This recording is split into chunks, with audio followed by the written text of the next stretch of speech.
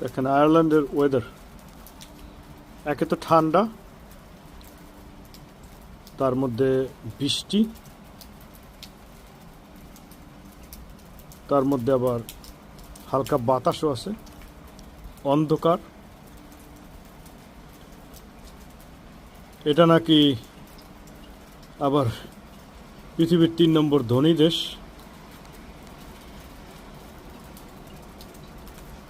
বুঝি না কেমনে তারা ধনী।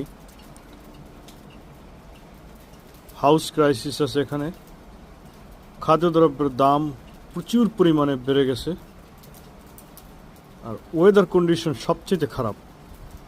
দেখেন বৃষ্টি হচ্ছে, প্রচণ্ড ঠান্ডা, তার মধ্যে আবার বৃষ্টি। দেখেন